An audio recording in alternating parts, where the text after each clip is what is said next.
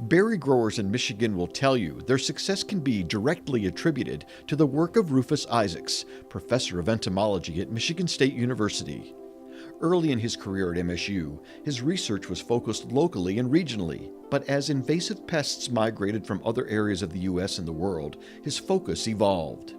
I think during the career I've had at Michigan State, it felt like at first it was more pests that were local and sort of regional, more eastern U.S., eastern North America problems, and there wasn't so much of a connection to, say, the West Coast or other countries with the work I was doing. But especially now we've got more of these invasive pests that have come in. A good example would be spotted-winged Drosophila, and now we've got brown marmorated stink bug. Those are pests that are now global, and so that's actually helped us connect with entomologists in other countries, within other parts of the United States.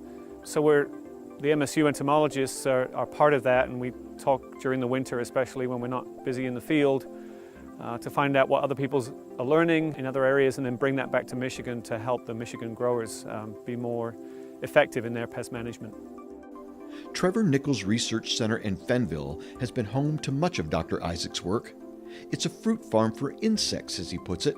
The outdoor lab exists to ultimately provide answers to help commercial growers on their own operations.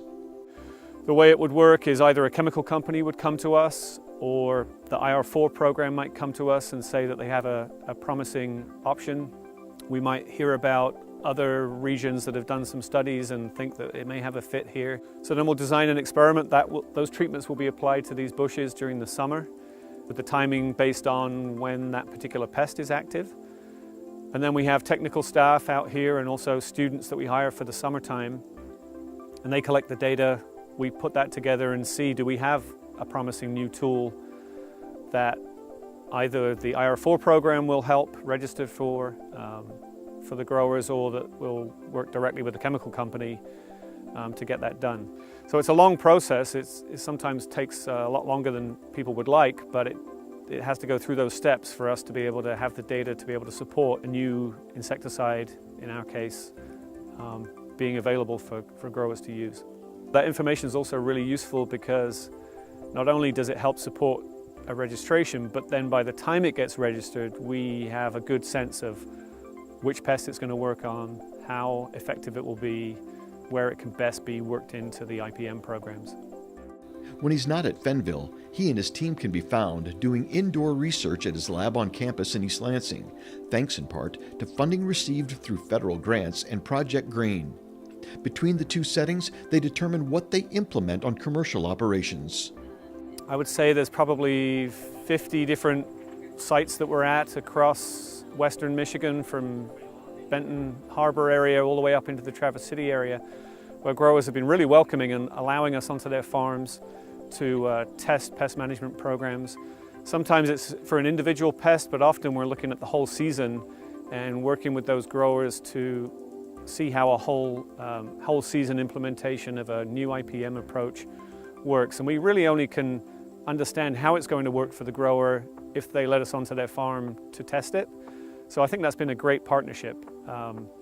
It's helped us learn a lot about how the programs work the best, but it's also hopefully given the growers some view in their own setting, so they can trust it a little bit better that it's not just from a research station and it's actually come from the real world.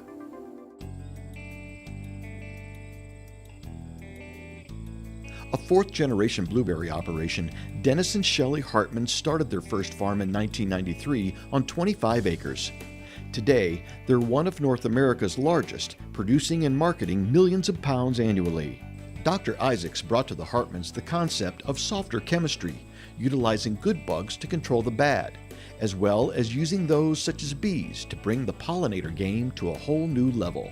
Several years ago, we planted this flower planting, and it goes beyond pollinating the blueberries. It gives us all kinds of research information on how pollinators work and what our native pollinators will do for us, and just the whole environmental impact on the wild bees. And So we've gotten a lot of research information by doing this project, and without a guy like Rufus to head it up, you know, it just wouldn't happen. So he's just been so valuable to us in so many ways, and having our own entomologist has just been priceless.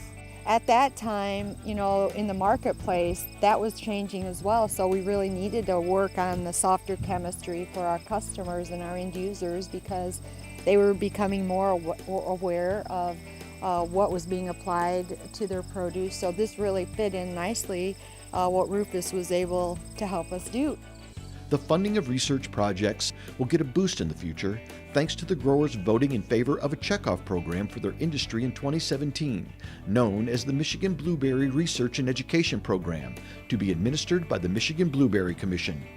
The hope is that that commission and the dollars that they have will keep resources like this viable and also reflective of commercial production, because we need these resources like this planting and others like it to be able to do the research. In fact, this season, this whole planting, it's about 4 acres of blueberries here, and this was completely full with experiments.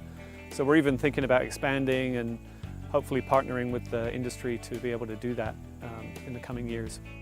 For his continued support of Michigan's blueberry industry through his research and relationships with growers, Rufus Issacs is a 2017 recipient of the Michigan State Horticultural Society's Distinguished Service Award.